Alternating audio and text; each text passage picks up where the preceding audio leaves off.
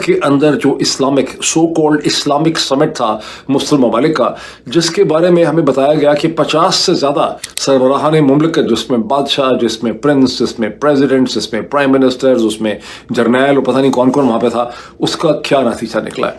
अगर एक जुमले में कहें कि खोदा पहाड़ ते निकला चूहा ओ भी मोया है, वो पंजाबी में कहते हैं कि खोदा पहाड़ निकला चूहा, खोदा पहाड़ निकला चूहा ओ भी मोया है, बड़ा हुआ चूहा उसके अंदर से निकला। और पाकिस्तान में बहुत ज़्यादा लोग समझते हैं कि ये जो एक स्टेटमेंट है कि अरब्स जो है ना 0 + 0 स्टिल 0, बहुत से लोग पाकिस्तान में इसे पाकिस्तान अनडिवाइडेड पाकिस्तान के लीडर अजीज़ शहीद सोहरावर्दी से मंसूब करते हैं कि उन्होंने कहा था कि अरब्स जो है वो 0 + 0 0। लेकिन असल में मैंने देखा है कि ये उनकी स्टेटमेंट नहीं है, ये 20वीं सदी के शुरू में एक बहुत मुमताज़ इजिप्शियन स्टेट्समैन थे लेफ्ट ऑफ द सेंटर के, जिनका नाम था जनाब साद ज़हलूल। 1929 से 30 में शायद उनकी वफात भी हुई है। ये उनकी स्टेटमेंट है, हम अरब्स जो हैं वो इनएक्टिव हैं, 0 + 0 is equal to 0। And actually they've been a very good ally. And a lot of people don't know. अमरीकी सदर डोनाल्ड ट्रंप ने 2 टोक कह दिया, इसराइल अब कतर में हमला नहीं करेगा, लेकिन हमास के खिलाफ कार्रवाई तो जरूर होगी। इसराइली वजीर आजम बेंयामिन नेतन्याहू ने एक बार फिर धमकी देते हुए कहा कि इसराइल हमास के रहनुमाओं पर हमले जारी रखेगा। हाँ, ऐसा हो सकता है कि पाकिस्तान कतर पहुंचे और कतर को एक ऑफर दे कि देखिए आपकी जिम्मेदारी हम लेते हैं, आपकी जिम्मेदारी, आपकी सुरक्षा की, आपकी दिफा की जिम्मेदारी हम लेते हैं, आप सिर्फ हमें पैसा दे दीजिए साहब, पाकिस्तान पैसे का भूखा है, आप $4 देंगे, हम अपनी फौज भेजेंगे और हमारी फौज जो है वो कतर के दिफा की जिम्मेदारी लेती है। ये पाकिस्तान ऐसे इंडिकेशंस कतर को दे चुका है। कतर इज नॉट इंटरेस्टेड, और कतर इसलिए इंटरेस्टेड नहीं है दोस्तों, साफ सीधी बात है, वहां पे अमेरिकन सोल्जर्स हैं। जहां पे यूनाइटेड स्टेट्स ऑफ अमेरिका है, जहां पे उसके जहाज हैं, उसके मरीन्स हैं, उसकी एयरफोर्स है, और पाकिस्तान जैसी फटी पुरानी फौज का क्या करना उन लोगों ने। नमस्कार, अस्सलाम वालेकुम, सत श्री अकाल, जय झूलेलाल। मैं हूं जी प्रेम मटलानी और आप देख रहे हैं हालात हाजरा का प्रोग्राम। हकीकत ये है, इब्तदा में आपसे दरख्वास्त है चैनल ज़रूर सब्सक्राइब करें। दोस्तों, कुछ दिन हुए मैंने एक प्रोग्राम किया था जिसमें बताया था कि किस तरह इसराइल ने कतर पे हवाई हमला किया और जिसमें उसने कोशिश की थी कि वो हमास के जो लीडर हैं जो वहाँ पर इकट्ठे हुए थे पीस एफर्ट्स के लिए बातचीत करने को, उनको ख़त्म कर दे ताकि गज़ा की जंग पूरी हो जाए, फिनिश हो जाए। ये अलग बात है कि वो अपनी कोशिश में कामयाब नहीं हुआ, सिर्फ वो जो उनका लीडर है खलील अल-हय्या, उसका साहिबजादा हलाक हुआ और 6 बंदे हलाक हुए थे। अब इस हमले के खिलाफ मुसलमान मुल्कों में बहुत गम और गुस्सा पाया जाता है और इसके लिए क्या करना चाहिए। कल कतर की दारुल हुकूमत दोहा में गल्फ कोऑपरेशन काउंसिल GCC, उसमें 6 ममालिक आते हैं, उनकी एक मीटिंग हुई। ये जो 6 ममालिक हैं मैं आपको बताता हूँ। कतर तो है ही जो मेज़बान था, बहरीन है, कुवैत है, ओमान, सऊदी अरेबिया और मुत्तहिदा अरब अमारात यानी UAE, दुबई, अबू धाबी वगैरह समझ लीजिए। ये 6 ममालिक आ जाते हैं। इनके जो मुतलक अनान बादशाह हैं, सब जगह बादशाहती है, वो लोग इकट्ठे हुए और इस बात पर गौर व खोज किया कि इसराइल के हमले का क्या जवाब दिया जाए। अब उन्होंने जो मुश्तरका एलामिया जारी किया है उसमें सिर्फ इतना कहा है कि हमें जॉइंट डिफेंस मैकेनिज्म को एक्टिवेट करना है। अभी डिफेंस मैकेनिज्म को एक्टिवेट क्या करेंगे इसके बारे में कोई चीज़ साफ साफ नहीं बताई गई।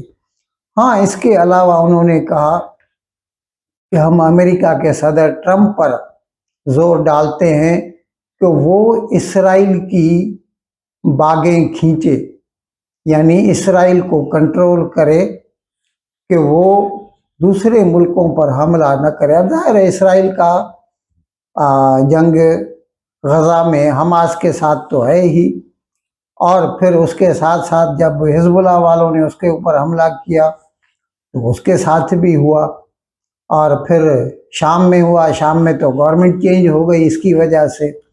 फिर ईरान पर उसने हमले किए, फिर ईरान पर अमेरिका ने भी हमले किए। लेकिन ये कतर में जो हमला था इसने अरब मुल्कों को झंझोड़ दिया है, और अब वो चाहते हैं कि इसका कुछ बदला लें।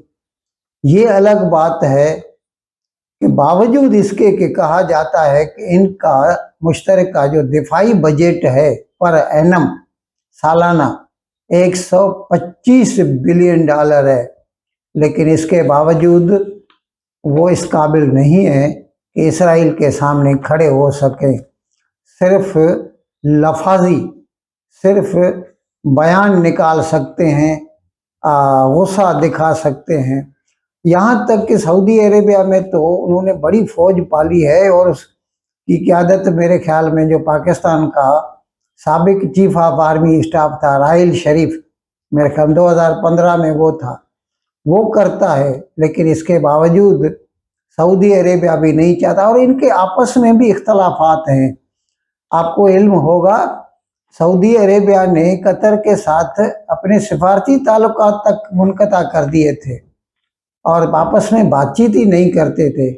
अब ये अलग बात है कि इसराइल की वजह, और इसके लिए जो यूट्यूबर्स हैं या जो चैनल्स हैं, इवन पाकिस्तानी चैनल्स, वो भी जब बोलते हैं तो ऐसा बोलते हैं कि इन तेलों में तेल नहीं है, इनसे कुछ नहीं होने वाला। यहाँ तक कि मुईद पीरज़ादा ने तो ये तक कह दिया 0 + 0 = 0, यानी कुछ भी नहीं होने वाला। अब मुझे ये बात खाली समझ में नहीं आती कि जब इसराइल साफ साफ कहता है कि हमारे यरगमाली होस्टेजेस जो गजा वालों के, हमास वालों के पास है, वो वापस कर दें और हमास हथियार डाल दे तो जंग बंद हो जाएगी, तो ये लोग इसराइल के ऊपर तो बयान निकालते हैं, हमास को क्यों नहीं कहते कि भाई यरगमाली वापस कर दो, जंग खत्म करो? नहीं, वहां पर तो इनकी जैसे घिघी बन जाती है, कुछ नहीं बोलते। खैर, आप सुन लीजिए सबको, मैं भी अपना जो टेक है मैंने दे दिया, और अभी जो दूसरे यूट्यूबर्स हैं वो क्या कहते हैं उनको भी आप सुन लीजिए। अब दोहा में जो कुछ हुआ है समिट पे, उसके बाद बड़ी डिटेल रिपोर्टिंग 2 जगहों पे मैंने देखी है।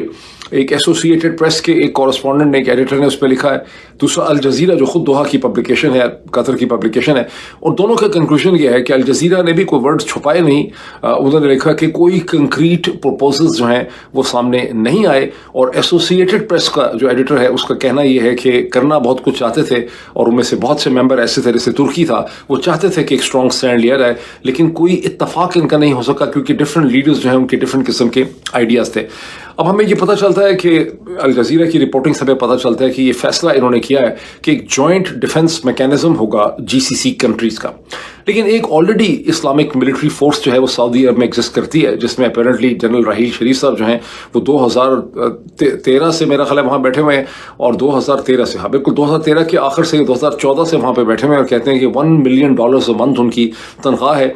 और जैसा कि मैंने पिछले आपको वीलॉग में बताया कि अब ये ज़ाहिर फोर्स तो एग्जिस्ट करती है, इसके पास अपना इक्विपमेंट है, सोर्सेज हैं, और ये जो इसराइल के F-15 और F-35 तैयारे हैं, अगर बिलफर्ज ये मान ही लें कि ये सऊदी अरब की सरजमीन में दाखिल नहीं हुए, क्योंकि ज़्यादा लग यही रहा है कि इन्होंने अपने जो भी मिसाइल्स, एम्यूनेशन, ये वेपन सिस्टम है वो इन्होंने सऊदी अरब की स्पेस के अंदर से ही फायर किए।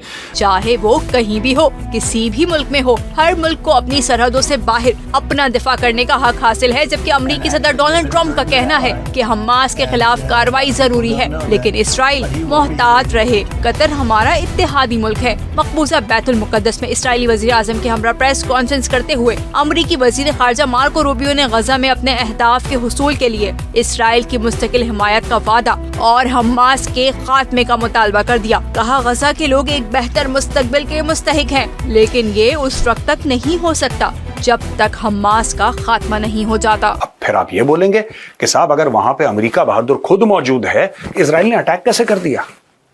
दोस्तों यहां पे बात आती है वही पुरानी फाइनेंस वाली बात आती है एसेट और लायबिलिटी की। एक जमाने में हमास एसेट था कतर के लिए, एक जमाने में हमास एसेट था ईरान के लिए। आज की तारीख में हमास और हिजबुल्ला और इवन हुथीज ये काफी हद तक इन सारे देशों के लिए लायबिलिटी बन चुके हैं। और लायबिलिटी कोई पालना नहीं चाहता, चाहे वो बिजनेस हो चाहे वो देश हो। Nobody wants a liability. अब दोस्तों यहां पे डिफेंस पैक्ट की बात हो रही है। The GCC countries have formed a defence pact to address the security concerns of the member states. और secretary general of GCC Jasim Mohammed अब्दुलवी इसने बोला है कि साहब हमारे रिश्ते यूएसए के साथ बड़े अच्छे हैं और हम ये चाहते हैं कि यूएस इसमें हमारी मदद करे। आपके पास दुनिया भर का तेल है, दुनिया भर का पैसा आपके पास है, आप यूएसए से क्या आप पैसा फेंकिए, हथियार खरीदिए, अपनी एक फौज बनाइए। सऊदी अरब के पास तो है एक इंटरनेशनल कोएलिशन है ऑफ मुस्लिम कंट्रीज। वहां पे रहील शरीफ जो पाकिस्तान के चीफ ऑफ आर्मी स्टाफ थे वो नौकरी तो कर रहे थे सऊदी अरब की, वो कहां चले गए भाई। दूसरी एक और चीज है यहां पे, Turkish president Recep Tayyip Erdogan urged Arab and Muslim leaders to apply economic pressure. देखिए कोई लड़ाई झगड़े की बात नहीं कर रहा है यहां पे, इजराइल बम मार रहा है, ये कह रहे हैं कि apply economic pressure. Egyptian President Abdel Fattah al-Sisi said the heinous attack on Qatari territory is a grave violation of international law. I say to the people of Israel that what is happening now is sabotaging the existing peace agreements. Malaysian Prime Minister Anwar Ibrahim meanwhile stated that condemnations will not stop the missiles, declarations will not free Palestine. He pressed for strict sanctions and the suspension of diplomatic and commercial relations with Israel. Iranian President Masoud Pezeshkian, ये तो अपना bill फाड़ रहा है Pezeshkian, इससे कोई ना पूछ रहा ना कुछ कर रहा है, ये बीच में अपना बिल फाड़ रहा है। देखिए कोई भी हमले की बात नहीं कर रहा, इसमें कोई भी मुस्लिम देश है उसने ये नहीं बोला कि मिसाइल का बदला मिसाइल है, किसी ने ये नहीं बोला कि ईंट का जवाब पत्थर है। ये जो डिफेंस पैक्ट है, ये डिफेंस पैक्ट भी जो बात कर रहा है ना, सैंक्शंस लगा दो, ठीक है, तेल मत दो। कैसे तेल नहीं दोगे यार, तुम 10 बार तेल दोगे, सऊदी अरब तेल देगा, इजराइल यूएस से ले लेगा।